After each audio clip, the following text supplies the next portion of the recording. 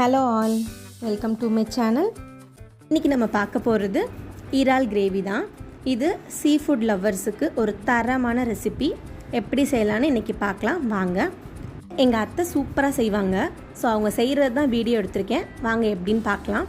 ஒரு பேனில் நல்லெண்ணெயை கொஞ்சம் ஊற்றிட்டு அதை சூடு பண்ணிவிட்டு 1 டேபிள் ஸ்பூன் சோம்பு சேர்த்து அதை பொரிய விடணும். அது லைட்டாக பொரிஞ்சதுக்கப்புறமா கருவேப்பிலை போட்டு பொரிய விடுங்க. இப்போது இதில் 50 கிராம் அளவு சின்ன வெங்காயம் கண்டிப்பாக சேர்க்கணும். இந்த டிஷ்க்கே வெங்காயம் தான் டேஸ்ட்டு கொடுக்குறது. ஸோ நல்லா சேர்த்துக்கோங்க. இதை நல்லா வதக்கிட்டு வெங்காயம் பொன்னிறமாக மாறினதுக்கப்புறமா 1 டேபிள் ஸ்பூன் இஞ்சி பூண்டு விழுது சேர்த்துக்கணும். அதையும் சேர்த்து எல்லாத்தையும் நல்லா மிக்ஸ் பண்ணி விடுங்க.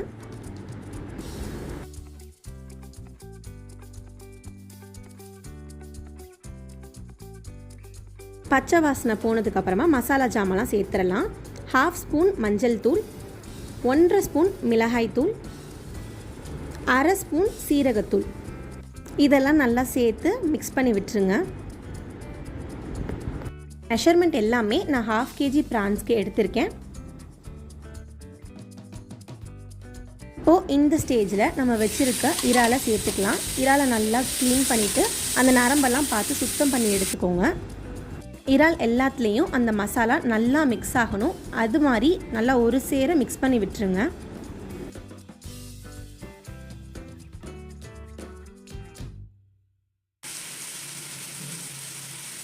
இப்போது இதில் ஒரு தக்காளி, அதோட 1 டேபிள் ஸ்பூன் காஷ்மீரி சில்லி ரெண்டையும் சேர்த்து அரைச்சிட்டு இந்த மசாலாவோட அந்த மிக்சரையும் சேர்த்து நல்லா மிக்ஸ் பண்ணி விட்டுருங்க.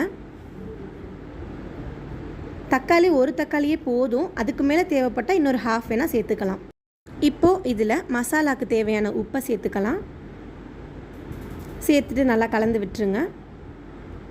இது கிரேவி மாதிரி வேணும்னு நினைக்கிறவங்க நல்லா கொதிக்க விட்டுருங்க. வேணான்றவங்க தண்ணி கொஞ்சம் சேர்த்துட்டு தண்ணி கிரேவியாக எடுத்துக்கலாம். இப்போது இதை நல்லா வற்ற விடுறதுக்கு ஒரு மூடி போட்டு ஒரு 10 நிமிஷம் அளவு கொதிக்க விட்டால் போதும். இது ரொம்ப நேரம் நம்ம கொதிக்க விட வேணாம். இந்த ஒரு 10 மினிட்ஸ்லேயே எல்லாமே நல்லா வெந்துடும். தான் இறால் கிரேவி சூப்பராக ரெடி ஆயிருச்சு. இதை ரைஸோடு சேர்த்து சாப்பிடவும் சூப்பராக இருக்கும். இல்லை சப்பாத்தி, தோசை எதுக்காக இருந்தாலும் அட்டகாசமான ஒரு ரெசிபி. செஞ்சு பாருங்கள். கண்டிப்பாக இறால் கிரேவிக்கு நீங்கள் லவ்வர்ஸாக மாறிடுவீங்க. ஷியோர் நீங்கள் செய்வீங்கன்னு நம்புகிறேன். Thank you all. தேங்க்ஸ் ஃபார் வாட்சிங். அடுத்த வீடியோவில் சந்திக்கலாம்.